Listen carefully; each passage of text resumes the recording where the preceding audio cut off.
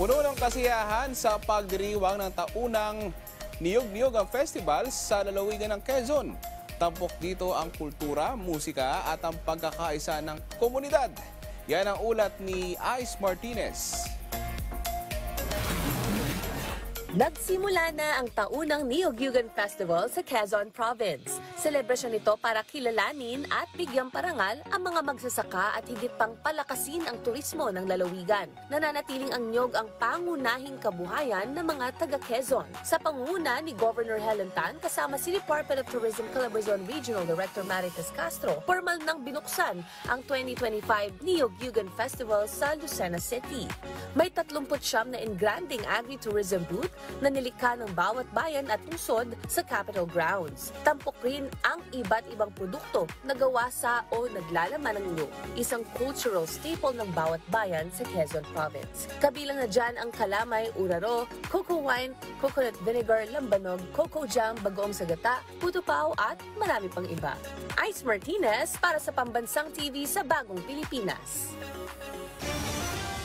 Bayang tampok sa huling araw ng Kadayawan Festival sa Davao City ang Indak-Indak sa Kadayawan, kung saan na-highlight ang iba't ibang sayaw. Yan ang ulat ni Israel Damawlaw ng PTV Davao.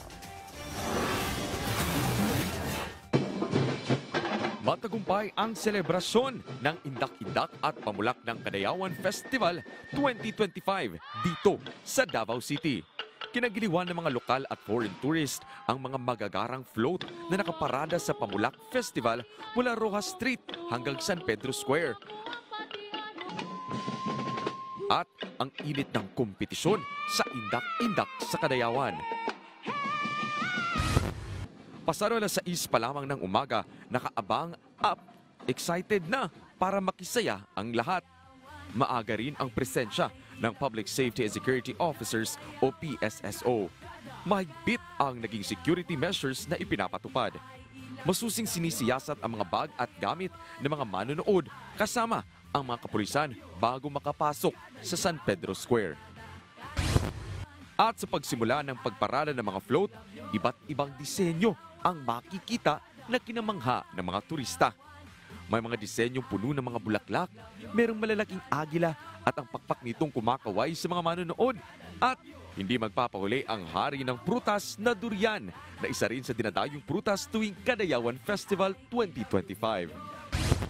Isa rin sa mga highlight ng okasyon ang Indak-Indak sa Kadayawan na kung saan nagpatikim ng kanilang 2-minute show ang mga estudyante sa Davao para sa Davao-based category at ang mga mananayaw sa iba't ibang lugar sa Davao Region para sa open-based category. Makikita ang iba't ibang disenyo ng kanilang mga kasuotan, kwintas, mga props, mga instrumento at syempre ang kanilang indayog sa pagsayaw ng kanilang sariling interpretasyon ng Indak-Indak sa Kadayawan. Maganda ang mga sinasabi ng dayuhang turistang nakibahagi sa okasyon. Very nice, very colorful, beautiful, very, very nice. Sa dami ng taong nakisaya at sa init ng panahon, nagbigay ng libreng tubig ang Davao City Water District o DCWD para manatiling hydrated. Nagpahayag din ang Acting City Mayor Sebastian Duterte para sa lahat ng mga nakisaya sa Kadayawan Festival 2025. Si maora man na ang ako orang pangandoy nga malipay rin mong tanan. Nagsimula na ang Grand Showdown ng mga kalahok sa Indak-Indak sa Kadayawan Festival. Kasunod dito ang pagdeklara ng mga mananalo sa iba't ibang kategorya ng dalawang kompetisyon. Israel Damawlaw para sa Pambansang TV sa Bagong Pilipinas.